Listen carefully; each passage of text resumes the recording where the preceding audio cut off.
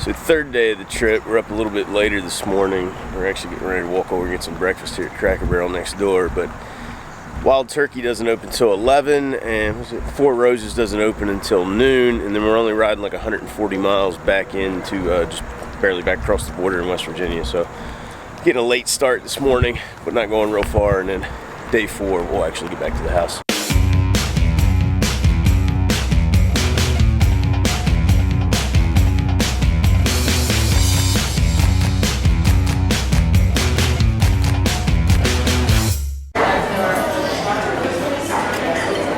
Tell you what, it's pretty warm out this morning. We're actually not riding very far today. We got about 30 miles to get down to where Wild Turkey and Four Roses are. First off, we're just going across the street to go to Starbucks, and then we're gonna ride, I don't know, it's like 140, 150 miles to Huntington, West Virginia, and then that's it for the day. So probably a couple hundred miles tops.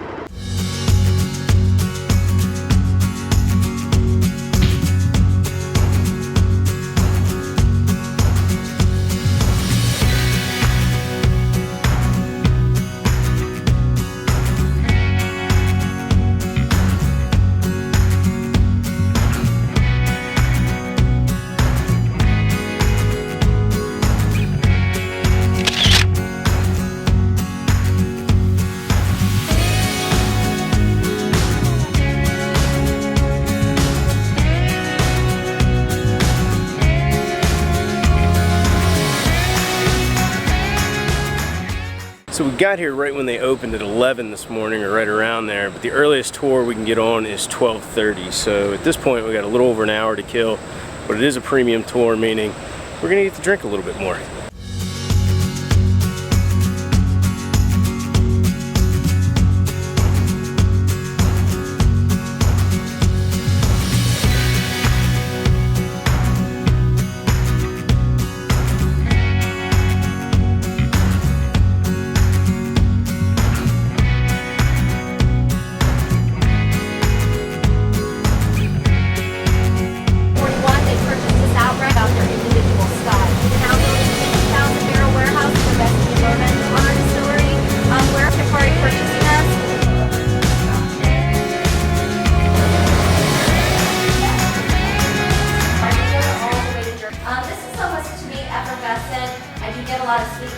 And after you're done sniffing it, take your first sip, you do your Kentucky chew, hold it longer than you think. Nobody tells you that. The importance is chewing it around your mouth, but the big importance is letting your face know that you're not burning your brain know you're not burning your face off. You're only going to do that by holding it until the pain starts to subside and your brain knows you're a bourbon masochist, right? So once you're done with that, you're going to taste the second sip. That's a Kentucky chew. All over the trail will tell you, oh, the Kentucky hug is where you feel the warmth. Second sip. But you're going to actually know you did the chew right with the hug if you actually start tasting bourbon is a little bit sweet, and we're not lying to you in Mass and Kentucky all over the place. So do I have new favorites here with the board? Yeah. What do y'all think about red wine? A lot of people think of us still as a cake.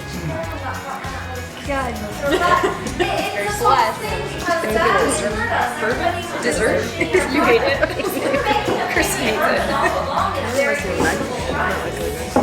I want to pour this over ice cream or something. Like, yeah, that's what she just said too. Yeah. Some people tell us like that. Vanilla ice cream. For me, it's like red dress. Talk about a headache in a glass. Up until this point, we'd had a great time and a great tour, but little did I know something extraordinary was about to happen. In case you're new to the channel, hi, my name's Mario Orsini. I love bikes and I love bourbon. So you can truly appreciate what's about to happen, allow me to give you a brief history lesson. In my opinion, there were 3 master distillers that were absolute legends when it comes to making bourbon. First up, Elmer T. Lee. Before retiring in 1985, he introduced us to the world's first single-barrel bourbon, Blanton's, and I'm so glad he did. 2 years later, in 1986, he was honored with his very own single-barrel bourbon, Elmer T. Lee. Next up is Booker No, the former master distiller at Jim Beam. Picking up where Elmer T. Lee left off, Booker made single-barrel and small-batch bourbons popular throughout the world. And of course, he has a small batch named after him too.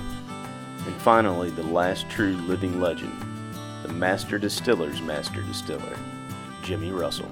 As the master distiller at Wild Turkey, Jimmy's been in the whiskey business for over 60 years, with no plans to retire anytime soon. Good to taste the original, good to talk to the original. Thank you. So you can probably imagine my surprise when we walked back into the building at the end of the tour and saw the man himself.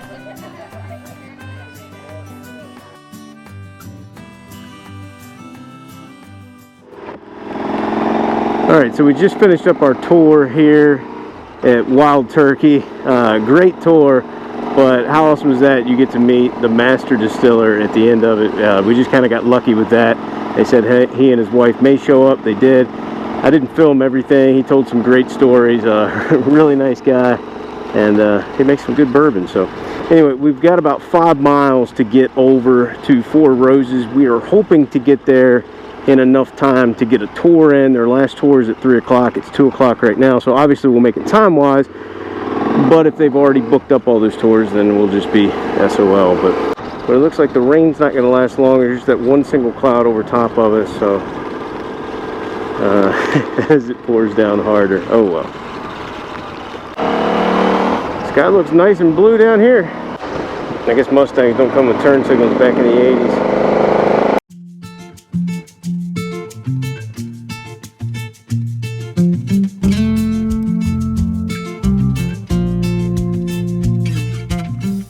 So the ride over to Four Roses was easy enough. Kristen's going inside and make sure we can get a tour, since the last tour takes off here in like 40 minutes, and hopefully we're able to. If not, we'll check out the gift shop and stuff and enjoy what we can do here. So you can probably tell Four Roses Distillery is definitely unique in its look compared to the other distilleries we've been to on this trip and in previous trips. I don't know, it's kind of neat looking though. I like that it's a little bit different. Though, you know, I like the look of the other ones too. So hopefully we're able to go on a tour and find out a little bit more about Four Roses bourbon.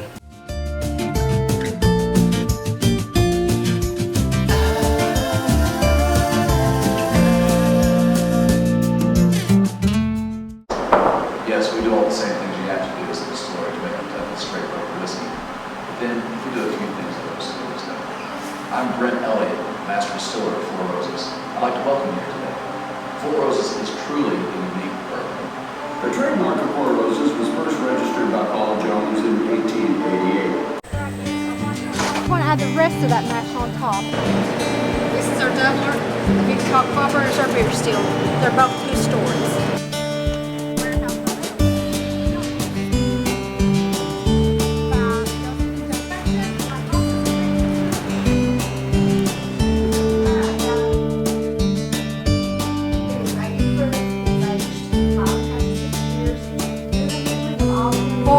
When we boil our macaroni. So basically she pours us a glass, we walk around the circle, get another glass, walk around the circle. Actually fun. What do you taste? What do you smell?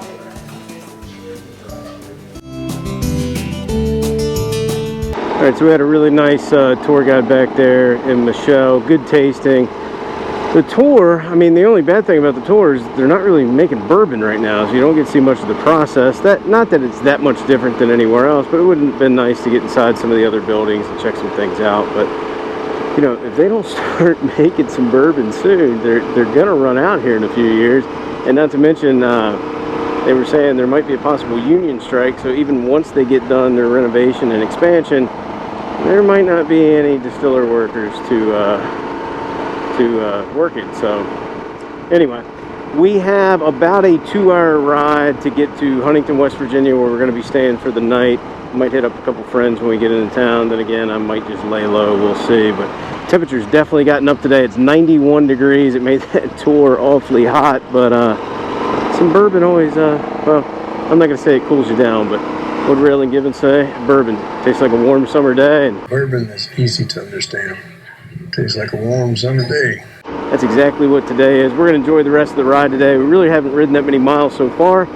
A lot of interstate to get there, but it'll be nice to get back to Huntington, nice to get back into West Virginia, though I have thoroughly enjoyed my time here in the great state of Kentucky.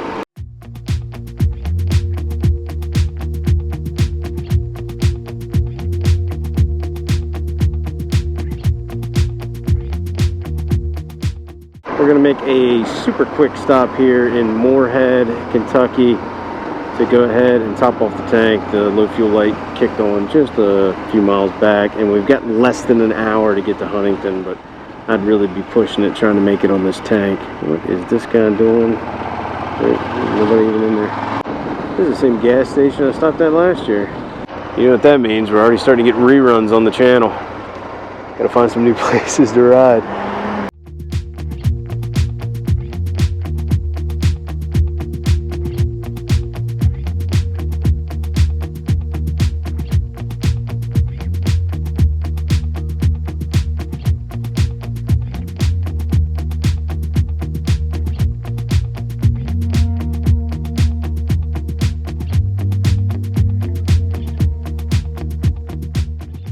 I don't remember what the name of that bar used to be there.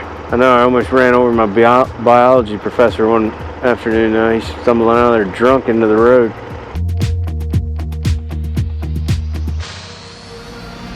Alright, so after a really easy day of riding and an awesome time going on the bourbon tours, made it to Huntington, West Virginia for the night. Why Huntington? Well, it's the home of Marshall University. It's where I went to undergrad for 4 years, and it's kind of like a home away from home since I lived here basically for 4 straight years. Might meet up with some friends tonight, we'll see, but should be a good time either way.